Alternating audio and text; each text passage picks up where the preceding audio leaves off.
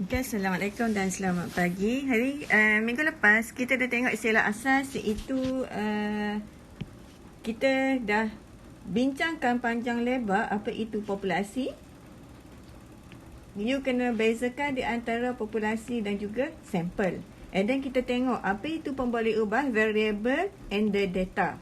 So make sure sekarang you dah tahu apa perbezaan di antara pemboleh ubah dan juga cerapan. Dan akhir sekali kita tengok apa beza di antara statistik dan juga parameter. Okey, kemudian minggu lepas juga kita tengok jenis-jenis data. Ada data kuantitatif dan juga data kualitatif. Okey, daripada data kualitatif dan kuantitatif. Data kuantitatif boleh dibahagikan kepada data diskrit dan juga data selanjak. Okey, so hari ni kita teruskan kepada taburan kekerapan ataupun frequency distribution. Okey, bila kita ada banyak data, so untuk dapatkan maklumat daripada data, kita perlu membina jadual taburan kekerapan ataupun dikenali sebagai frequency distribution. Yang ni pun saya awak dah belajar.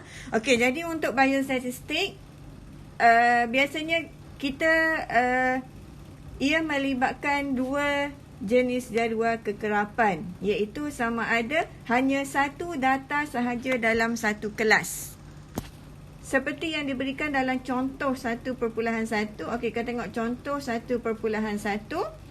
Berikut menunjukkan panjang sejenis spesies serangga dalam milimeter. So, disebabkan data mempunyai julat ataupun cerapan yang kecil, jadi untuk setiap data kita boleh jadikan satu kelas. Nanti kita akan tengok apa tu kelas. Dan boleh jadi juga untuk kes yang kedua, banyak data dalam satu kelas. Okey, seperti dalam contoh 1.2. Okey, yang ni jadual untuk contoh 1.1 yang atas, dan yang bawah adalah contoh 1.2. Kalau awak tengok, okey, untuk jadual kekerapan for this frequency table, dia akan ada dua kolom macam ni je lah. Kolom yang pertama biasanya diwakili oleh variable ataupun pemboleh ubah. And then the second column is stand for frequency ataupun bilangan data.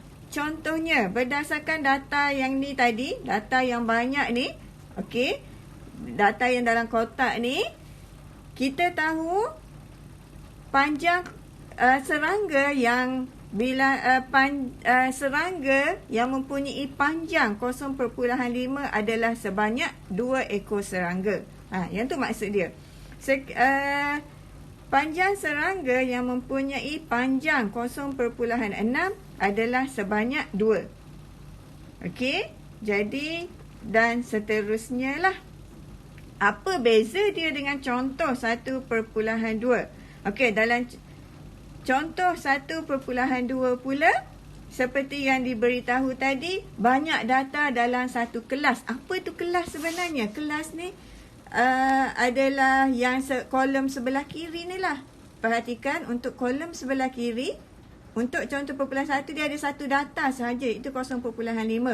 Tetapi berbeza dengan contoh 1.2, sekarang dalam kelas yang pertama, yang kita panggil kelas yang pertama ni, okey, dia ada berapa data ni sebenarnya. Yang tu nanti saya akan masukkan dalam next video. So sekarang saya nak suruh awak nampak dulu apa beza di antara apa beza di antara frequency table dalam contoh 1.1 dan juga 1.2. Okey, kalau nampak perbezaan, bagi komen. Okey, sudah nampak doktor. Apa beza di antara jadual dalam contoh 1.1 dan juga contoh 1.2?